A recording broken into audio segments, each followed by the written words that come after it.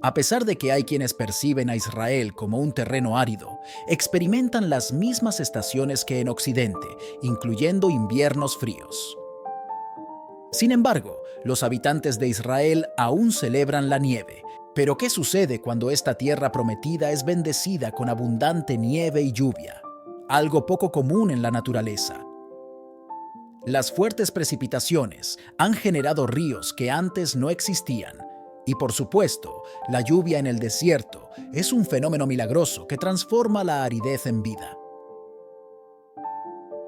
Acompáñanos en este video mientras exploramos estos acontecimientos en Israel.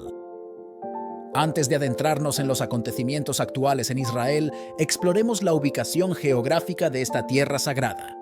Es posible que estés familiarizado con el monte Hermón de la Biblia hebrea. Este monte marcaba la frontera norte de la tierra prometida y, según el libro de Enoc, fue el lugar donde los ángeles caídos descendieron cuando decidieron unirse con mujeres humanas en la tierra. En el Nuevo Testamento se sugiere como posible ubicación para la montaña de la Transfiguración. Además, para Israel, el monte Hermón también es conocido como los ojos de la nación, debido a que su elevación lo convierte en un importante punto estratégico de alerta temprana para el país. La cima del monte Hermón se encuentra en la frontera entre Siria y Líbano, bajo control sirio. Sin embargo, las laderas sur de la montaña pasaron a estar bajo control israelí después de la Guerra de los 6 Días en 1967. Este monte es un recurso geográfico crucial, ya que es la principal fuente del río Jordán y también domina estratégicamente Líbano, Siria e Israel. Es evidente que el monte Hermón desempeña un papel fundamental en Israel, y al observarlo se aprecia su capa de nieve. Es relevante mencionar que el monte Hermón cuenta con nieve estacional que cubre sus 3 picos durante gran parte del año, especialmente en invierno y primavera. El deshielo de esta nieve alimenta manantiales en la base de la montaña, formando arroyos y ríos que fluyen hacia el mar de Galilea y posteriormente hacia el mar Muerto y el río Jordán. Lo mismo ocurre en el desierto de Judea. Jerusalén está edificada sobre una colina, y cuando llueve en la zona, el agua de esas montañas fluye por los valles y se dirige también hacia el desierto de Judea. Cuando esto sucede, el agua se acumula rápidamente en esos valles y se forman ríos de manera veloz. Esto nos recuerda los eventos futuros que están profetizados en el libro de Zacarías 14. Cuando el Salvador de Israel venga y ponga sus pies en el monte de los olivos, la montaña se dividirá y se creará un valle en el medio. Veamos el versículo 4. En aquel día, sus pies se posarán sobre el monte de los olivos, al este de Jerusalén, y el monte de los olivos se partirá por la mitad de este a oeste, formando un gran valle, con la mitad de la montaña moviéndose hacia el norte y la otra mitad hacia el sur. Además, en el versículo 8 se menciona que, en ese día, fluirá agua viva de Jerusalén, y la mitad de ella irá al mar Muerto, y la otra mitad al Mediterráneo. Todo el mundo reconocerá que el Dios de Israel es rey sobre toda la tierra, tal como se describe en el libro de Zacarías. La montaña se dividirá por completo, una parte hacia el norte y la otra hacia el sur. Esta división del Monte de los Olivos se menciona en Zacarías 14. El profeta declara que el Monte de los Olivos se dividirá por la mitad y los israelitas huirán a través de él. En una visión anterior, Zacarías ya había visto 4 carros salir de detrás de 2 montañas de bronce, presumiblemente pasando entre ellas. En el capítulo 47 del libro de Ezequiel, se relata cómo Ezequiel fue testigo de aguas que fluían desde debajo, del lado derecho de la casa, en el lado sur del altar. Esta casa a la que se hace referencia es el templo que se construirá en Jerusalén después del regreso de Cristo. A menos de 2 kilómetros del templo, el agua que procede del acuífero forma un caudaloso arroyo que fluye hacia el este desde el templo hasta el desierto de Judea, llegando al mar Muerto. Zacarías nos habla también sobre el futuro retorno de Cristo, cuando el Monte de los Olivos, situado al este de Jerusalén, se dividirá y se convertirá en un amplio valle que correrá de este a oeste. De Jerusalén brotarán aguas frescas que fluirán a través de este valle. Israel ya cuenta con un acuífero montañoso que hasta hace poco abastecía aproximadamente un tercio del agua nacional. Este acuífero es notable porque, a pesar de que Jerusalén y Hebrón son las montañas más altas de Israel, el agua fluye a través de lo que se conoce como el túnel de Ezequías.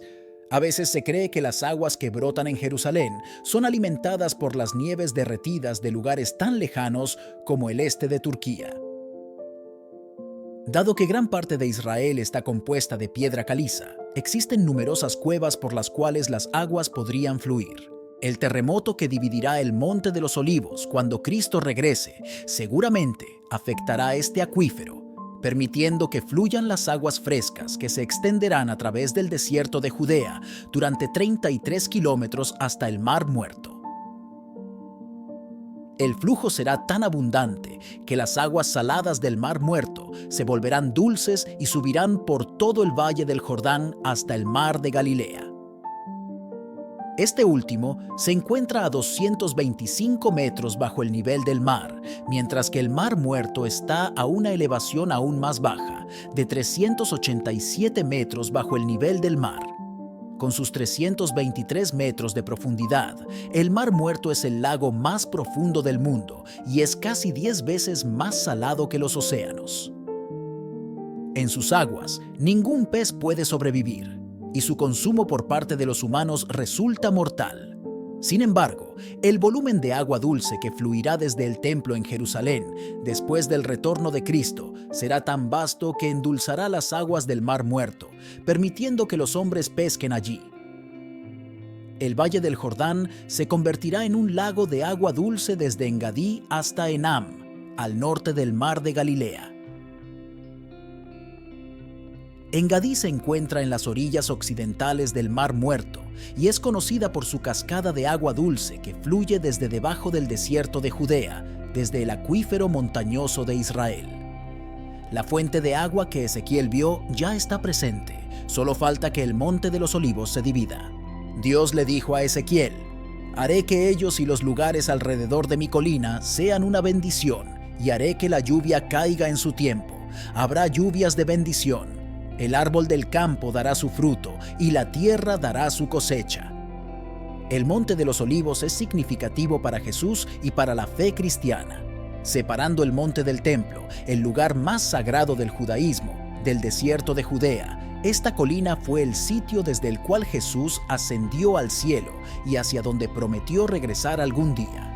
También conocido como el Monte de la Unción, el Monte de los Olivos ha sido testigo de numerosos eventos bíblicos y de la historia moderna, y continúa siendo un punto focal en la fe y la historia religiosa. El Monte de los Olivos adquiere sus dos nombres debido a sus olivares, que históricamente han abastecido a la ciudad en la producción de aceite de oliva, utilizado para ungir a los reyes de Israel y a los sacerdotes del templo. Sin embargo, este monte fue conocido inicialmente como un lugar de oración. El rey David ascendió al Monte de los Olivos descalzo en un acto de oración mientras huía de la ira de su hijo Absalón. Los que lo acompañaban también lloraban, como se menciona en 1 Samuel 15:30. Los profetas Zacarías y Ezequiel pronunciaron sus profecías desde este monte, anunciando tanto el juicio futuro sobre Israel como su futura restauración y regeneración de los exiliados. Zacarías describe el Monte de los Olivos como el lugar exacto donde el Mesías regresaría, como se menciona en Zacarías 14:4. Además, este monte fue el lugar de oración de Jesús. Fue en el huerto de Getsemaní, en el Monte de los Olivos, donde Jesús oró la noche antes de su crucifixión y donde un ángel lo consoló. Durante su ministerio terrenal, Jesús a menudo se retiraba al Monte de los Olivos para orar. En la semana previa a su crucifixión, Jesús visitó el Monte de los Olivos en 3 ocasiones significativas. En la primera, descendió del Monte de los Olivos y entró en Jerusalén montado en un burro, cumpliendo así la profecía de Zacarías. En la segunda visita, se encontraba en el huerto de Getsemaní con sus discípulos, compartiendo con ellos acerca de los días venideros. Finalmente, visitó el Monte de los Olivos por última vez esa semana, la noche en que fue traicionado. Considerando su historia y su papel, el Monte de los Olivos representa una esperanza eterna en Jesucristo como Salvador, quien es el mismo ayer, hoy y por siempre. Él ha vencido la muerte y un día reinará desde Jerusalén, trayendo paz a esta ciudad santa y al mundo entero. En el mismo lugar donde el rey David enfrentó la derrota, donde Jesús lloró y fue traicionado, también ascendió para estar con el Padre y volverá en gloria. Tenemos la firme certeza de que algún día también seremos resucitados y disfrutaremos de la eternidad junto a Él para siempre. El Monte de los Olivos y el Mesías tienen una conexión profunda. La primera visita de Jesús está registrada en Lucas 19 del 28 al 39. Mientras se dirigía hacia el monte del templo, multitudes de personas judías lo recibieron con aclamaciones. Bendito el Rey que viene en el nombre del Señor, paz en el cielo y gloria en las alturas. Jesús cumplió así las palabras del profeta Zacarías, que profetizó que el Mesías llegaría humildemente montado en un burro. Durante la segunda visita, Jesús respondió las preguntas de sus discípulos sobre el fin de los tiempos. Este pasaje es uno de los más claros en cuanto a escatología en los evangelios, ofreciendo una imagen detallada de la tribulación y la segunda venida de Jesús. Los dramáticos eventos de esa semana culminaron en la pasión, cuando Jesús fue arrestado y traicionado. Antes de su arresto, regresó al Monte de los Olivos para orar una última vez, volviendo al lugar donde el rey David huyó de su hijo Absalón, donde el rey Salomón adoraba ídolos y donde los profetas Ezequiel y Zacarías pronunciaron sus profecías. Él escogió esta colina para sus momentos finales antes de ser traicionado. Después de su resurrección, Jesús ascendió al cielo desde el Monte de los Olivos, como nos indica Hechos 1 y 2. Zacarías 14:14 nos ofrece la esperanza y la seguridad de que Jesús regresará algún día al mismo lugar. Jesucristo, el Mesías, murió y resucitó al tercer día, y ahora está sentado a la diestra del Padre en los lugares celestiales. Sin embargo, el plan de Dios para Israel, las naciones y cada uno de nosotros está lejos de haber terminado. Las Escrituras nos aseguran que Jesucristo, el Mesías, pondrá fin a todo conflicto y gobernará desde Jerusalén.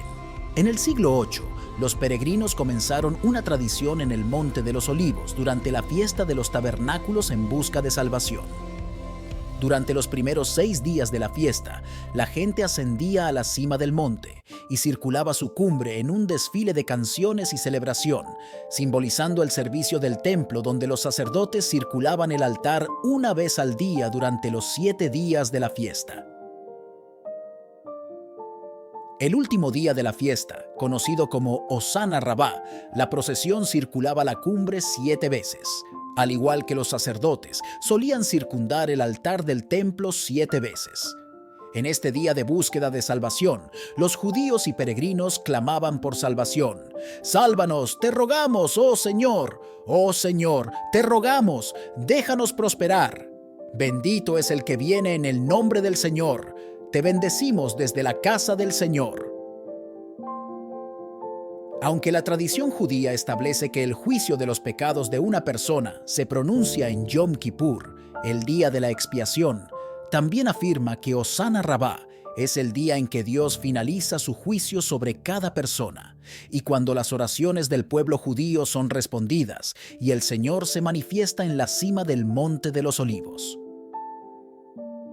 El Monte de los Olivos desempeñará un papel crucial en el juicio final. Cuando Jesús regrese, no solo traerá salvación a aquellos que creen en Él, sino que también finalizará su juicio sobre todas las personas. La entrada triunfal de Jesús en Jerusalén también se menciona en esta tradición. Justo antes de la Pascua, en el último año de su primera venida, Jesús salió de Betfagé, la casa de los higos verdes, cerca de Betania, la casa de las palmeras, que están ubicadas en el lado este del Monte de los Olivos. Descendió humildemente sobre el monte hacia Jerusalén en un burro, cumpliendo así la profecía de Zacarías unos 500 años antes. Sin embargo, Jesús entendía que muchos de los hijos amados de Dios no reconocerían que Él es el Mesías prometido en las Escrituras. En estos últimos días, a medida que el tiempo de los gentiles llega a su fin, observamos cómo esa ceguera se disipa, tal como Jesús profetizó que sucedería algún día en su totalidad. Sin embargo, es importante no asumir que todos los judíos rechazaron a Jesús. Siempre ha habido creyentes judíos en Jesús, y muchos lo siguieron en los días de su primera venida. Mientras Jesús cruzaba el valle de Kidrón y entraba en Jerusalén, las multitudes extendían sus mantos en el camino delante de él, así como ramas frondosas que habían cortado de los árboles, pensando que eran ramas de palma. Gritaban su nombre, comprendiendo que, al entrar en Jerusalén montado en un burro, estaba cumpliendo la profecía de Zacarías. Ahora consideremos juntos el significado espiritual del reinado en Israel. La lluvia o la nieve que ocurren en Israel tienen una importancia significativa. Es sumamente inusual ver lluvia durante el verano en Israel, prácticamente inaudito.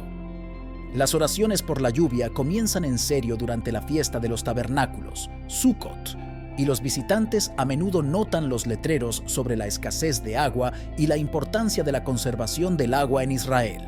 Al igual que la mayoría de las cosas en Israel, la lluvia y la sequía tienen un profundo significado espiritual, y Dios tiene mucho que decir al respecto. ¿Alguna vez te has preguntado por qué Dios eligió ese pequeño pedazo de tierra? La principal fuente de agua natural en Israel es el Mar de Galilea. A diferencia de otras naciones circundantes que tienen sus propias fuentes de agua fluyente, como el Nilo en Egipto y el Éufrates en la cuenca mesopotámica, Israel carece de una fuente de agua permanente y confiable. Dios llevó a su pueblo a una tierra donde estarían completamente a merced de los cielos y, por lo tanto, completamente dependientes del único que puede hacer llover. En el Antiguo Testamento, Dios selló efectivamente los cielos a su mandato, causando sequías como castigo y lluvias como bendición. Esto llamaba poderosamente la atención de Israel y creaba la necesidad de fe donde lo ordinario no lo requería. Dios quería que su pueblo dependiera de Él y de su provisión, en lugar de dar por sentado lo natural y confiar en sus propias habilidades para enfrentar la vida. En resumen, quería una relación con ellos. Jesús nos enseña que Dios es misericordioso con todos, sin importar su comportamiento. Ha protegido y liberado a su pueblo Israel en numerosas ocasiones, incluso en medio de su pecado. Su amor y gracia son extraordinarios, como lo demuestra al morir por nosotros mientras éramos aún pecadores. Aunque Dios estableció la lluvia como un sistema de bendición, aún muestra compasión por la gente de la tierra, incluso en medio de su pecado, idolatría y rebelión. Todos los habitantes de esta tierra reconocen la bendición de la lluvia que cae en Israel, tanto sobre los justos como sobre los injustos. Oramos también por un diluvio espiritual, por la transformación de corazones y vidas. Nuestra oración se dirige hacia la esperanza de que las personas miren hacia arriba hacia Dios en busca de ayuda y lleguen a conocer que pueden tener una maravillosa relación con Él a través de su gracia. Gracias por acompañarnos. Si deseas formar parte activa de nuestra comunidad, te animo a que te suscribas, des like y compartas sus pensamientos en los comentarios. Hasta la próxima y Dios te bendiga.